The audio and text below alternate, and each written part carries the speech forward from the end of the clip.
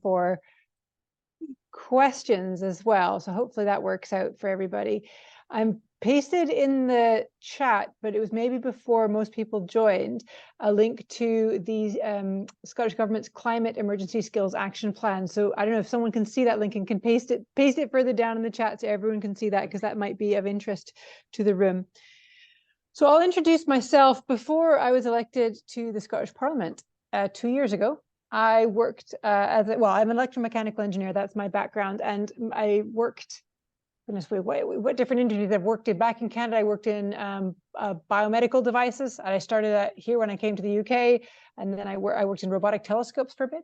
I was part of Silicon Glen for nearly 10 years, doing microelectronics. And most recently, the last, I don't know, 7 or 8 years of my career were in marine renewable energy, so wave energy and tidal energy. So I've been right on the, I guess, cutting edge of not only the technology, but also of the skills challenges in the energy transition, which was brilliant. I loved working in that field, and I'll be able to share some of the experiences around skills that we had in that field.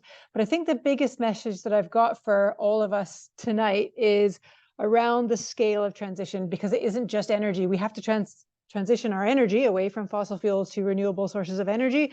Absolutely, we do. We also have to transform our land use to nature-friendly farming. We have to transform the way forestry works. We have to transform the state of our peat in Scotland. We have to transform our infrastructure toward public transportation, more train lines, more bus routes. That means more bus stops. That means all that infrastructure that goes with it, more bike lanes, more bike locking points, more secure storage for bikes. And that's before we even get into the new technology that we need to build. Scotland's leading the way in hydrogen generation, particularly from renewable sources. We've got a long way to go on heat pumps. We build heat pumps in this country, but we're going to need heat pumps in nearly all the homes in Scotland, and heat networks for those of us who live in flats like myself, where it wouldn't make sense to have independent heat pumps in each independent flat. There's also the circular economy. So I'm also, as well as being the Minister for Green Skills and Biodiversity, I'm the Minister for the Circular Economy. And the morning after I was appointed, my dad emailed me and went, "What on earth is a circular economy?" Which is fair, because it's not a good term to use, because nobody knows what that means. But it basically means redesigning our economy to remove waste. We've got to stop wasting energy. We've got to stop wasting materials. So all that stuff that we currently call waste, that ends up in landfill or incineration or as litter by the side of the road, we have to stop doing that. It's a waste of those valuable resources that we need. So making the economy circular is not only about collecting those materials and making sure they get back into reuse or recycling, but keeping the things that we have, designing things to last longer, designing for repair, repairing things. We've got to design recycling plants, and then they have to be staffed. We have to develop new technology for recycling difficult materials, and we need to design new products that can last longer and are made of more sustainable materials. We have to design efficient houses, climate resilient crops, sustainable clothing, and then we have to clean up and restore all the damage that's been done. And we basically, what I'm trying to point out here is that there are no shortage of jobs that are going to be needed. That's one of the things. Oh, how are we going to do job creation? You know, that's a kind of constant narrative in politics. Oh, we need to create jobs.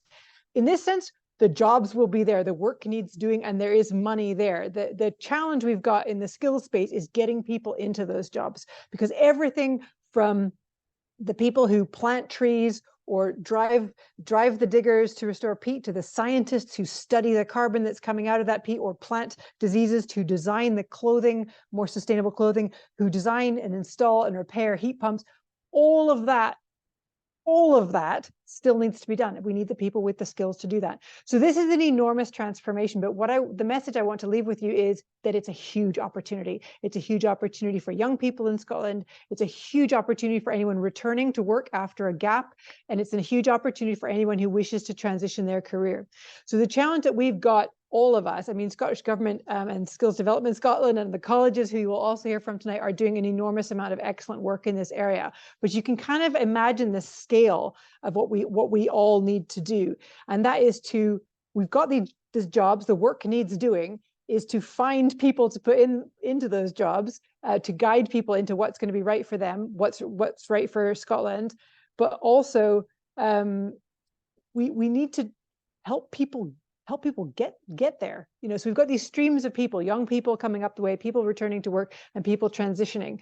How do we make sure that they know what's available to them? Perhaps they would like a land-based job after working in an office for decades. Perhaps they're really inspired by the science. Perhaps they're inspired by the creativity of designing new products. There's all sorts of things that are out there. And how do we signpost those opportunities and then say, right, if you want a job in forestry and this is a well-paid job, it's meaningful work, you're making a difference for the climate, you get to work outdoors, here's how you get into that. Here's the skills you need, and here's where you go to get those skills. So this is the kind of challenge that we've got, is to join up all these opportunities between the colleges, the people who need them, and getting people into these spaces. And a lot of what we need isn't necessarily special skills. I mean, some of it's new stuff that we haven't done before, but a lot of it isn't. And one of the challenges that I used to find in my old job when we were doing engineering is people would come to me and say, oh, I've got a fancy degree, a master's degree in renewable energy. Can I have a job with you? And I'd be like, nah, do you know what I need? I need someone who can weld. And I actually need an electrical engineer or a mechanical engineer with just a straight up normal mechanical engineering degree. I don't need a swanky special renewables degree. I need, traditional mechanical engineering. I need someone who can fabricate and weld. I need someone who knows how to do, run a machining station. So a lot of this is understanding what traditional skills, things that Scotland has always excelled in, heavy industry, manufacturing, we just need to scale up. We're going to be building ScotWind turbines. That's a huge, globally recognized, enormous investment in offshore wind. And as much of it as we can build here, we need to build here, but that means people need to do it. So I guess the narrative isn't so much how do we create jobs? There will absolutely be the jobs there. How do we make sure that the people of Scotland know that those jobs are there and then can access them? And that's right across the way. It doesn't just have to be engineering and technical jobs, but also all the creative design jobs, the communication jobs, the training, there's a whole range of stuff that can be, that is going to be needed to make all of this a reality. Something that concerns me, and I'm interested when you ask me questions, what you think about this, is that in the green skills space, only about a quarter of the jobs that we're talking about are traditionally undertaken by women.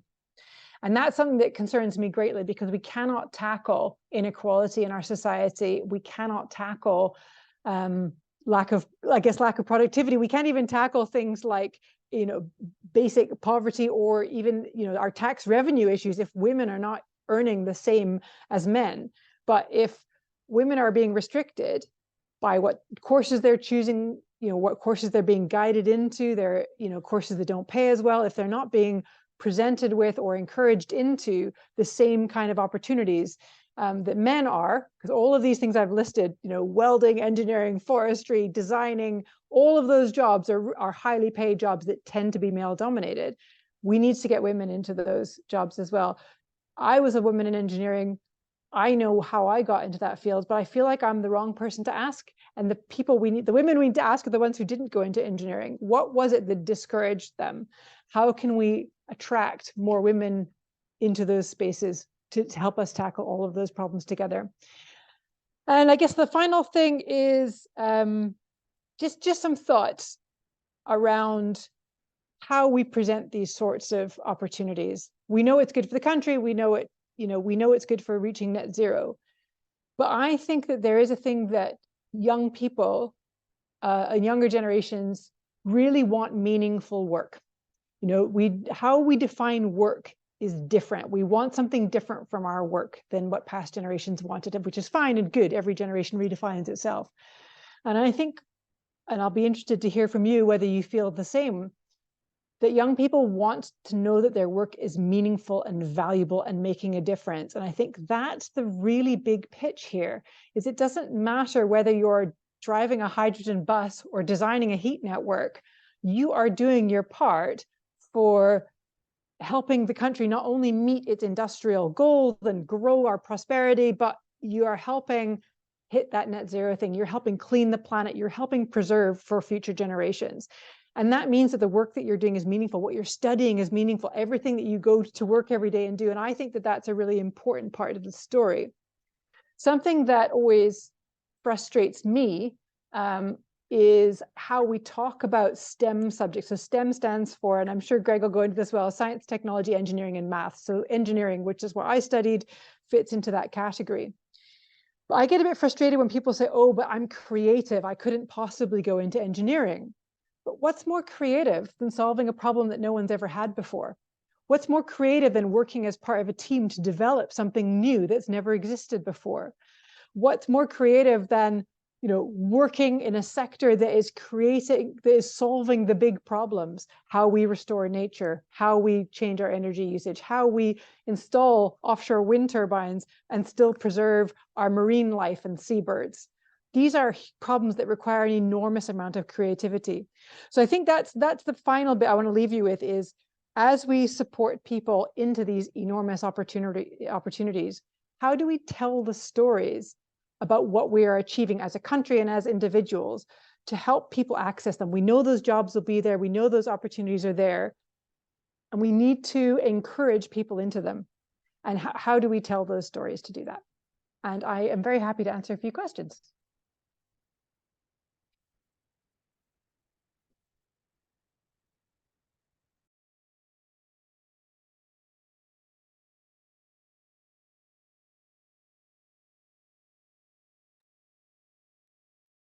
Would know how to do that. Sorry about that.